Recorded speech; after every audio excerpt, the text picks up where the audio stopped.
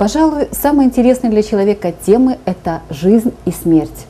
А в промежутке есть еще множество других интересных моментов. И один из них – это бессмертие, или максимально приближенное к нему состояние вечной молодости и счастья. Думали ли вы когда-нибудь серьезно о том, чтобы стать бессмертным? А почему бы нет? Существует множество мифов и легенд о бессмертных богах, средствах вечной молодости и продления жизни. А ведь человек создан по образу и подобию Божьему, и может быть и для него открыта дорога к бессмертию или, по крайней мере, к полноценному проживанию бытия. Ответы на эти и на многие другие вопросы были даны участницам пятидневного кемпа «Секреты омоложения для женщин», проходившим осенью на Украине в Днепропетровске.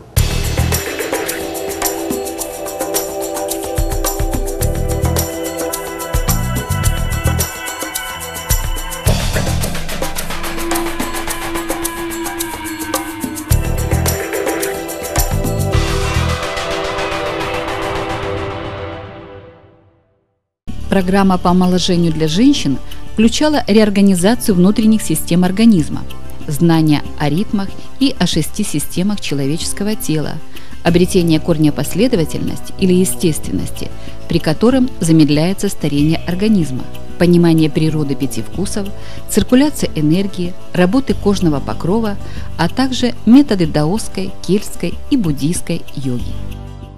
Ведущий кемпа Глеб Черный, ЧОМ, 30 лет находится в постоянном поиске истинных знаний, знаний, которые совершенствуют человека, его сознание, его тело, его энергию.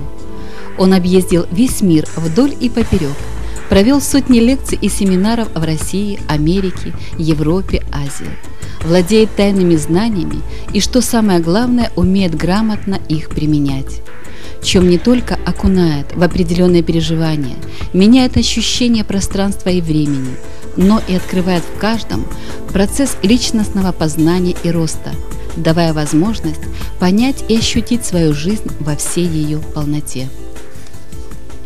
Я 35 лет изучаю различные практики, именно древних культур, где я столкнулся с многими системами познания, как восстанавливался человек, как он развивался, как он генерировал свои возможности. Это позволяет мне применять различные практики или техники, усиливающие возможности человека к омоложению. Природа женщины несколько иная, чем мужчины.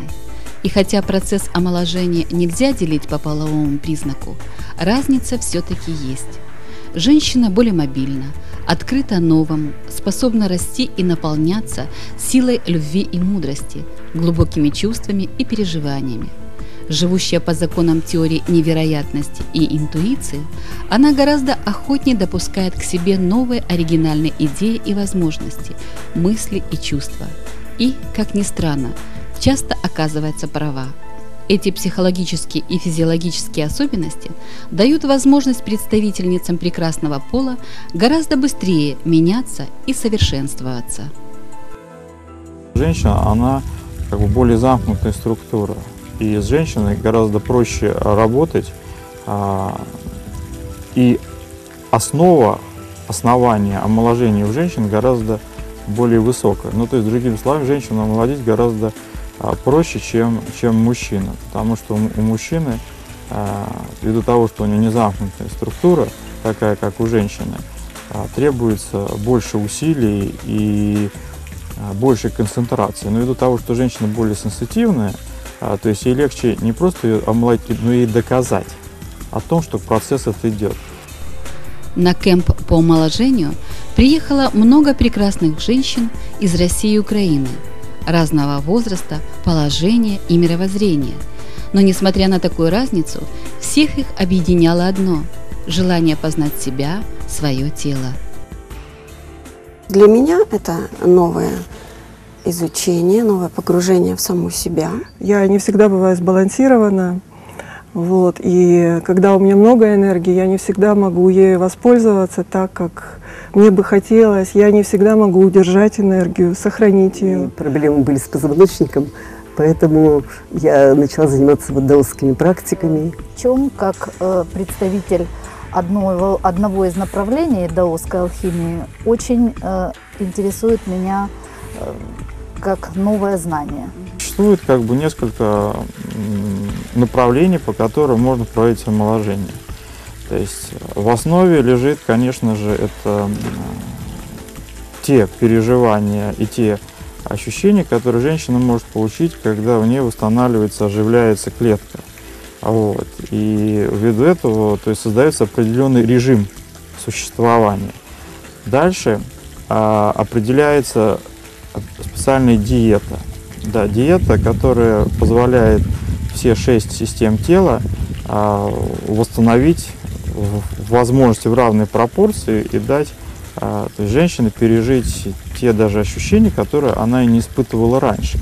То есть это не просто там процесс омоложения, это процесс еще дающий определенные чувственное наполнение. То есть это можно назвать такая особый вид, может быть, эмоций, которые женщина переживает при восстановлении, а не просто какое-то косметическое действие, которые многие путают с омоложением. То есть это не прием там таблетки и не какой-то косметики, а это именно восстановление определенных функций, которые позволяют женщине понять, как ее организм омолаживается и восстанавливается. В процессе работы наши участницы делились с нами своими впечатлениями, желаниями, ожиданиями, а также изменениями, которые проходили с ними в процессе работы над собой. Понравились упражнения.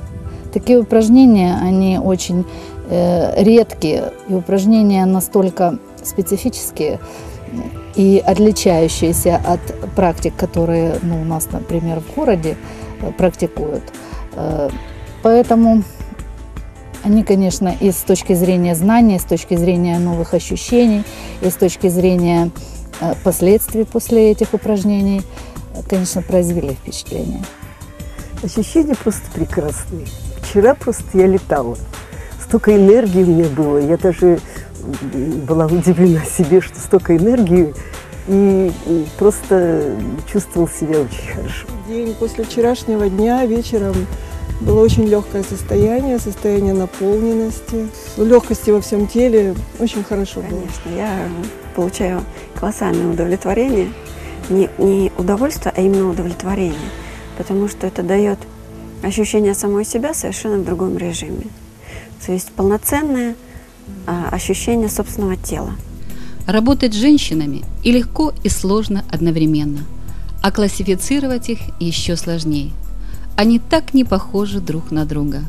Легкий ветерок и ураган, сладкое вино и грозный водопад, нежность и коварство, самоотдача и эгоизм. Но это все поэзия, а для эффективной работы надо все-таки установить какие-то рамки и нормы и разбить их на группы. Одна группа формировалась, да, там нарушен обмен веществ, неправильно распределяется энергия, то есть возникли уже какая-то даже патология в том или ином месте.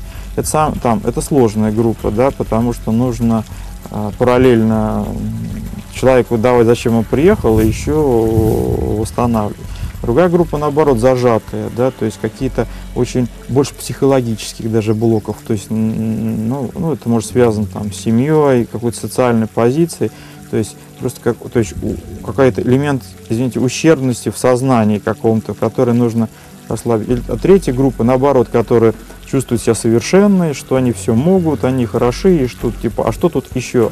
Это тоже сложная группа, потому что они типа, мы и так хороши, и так мы молодцы, а ты давай еще тут нам добавь. А на самом деле у этой группы, то есть проблема там я, эго закрывает многие какие-то аспекты, которые нужно открывать. Создать за 5 дней семинара прекрасный сад, а работа действительно непростая.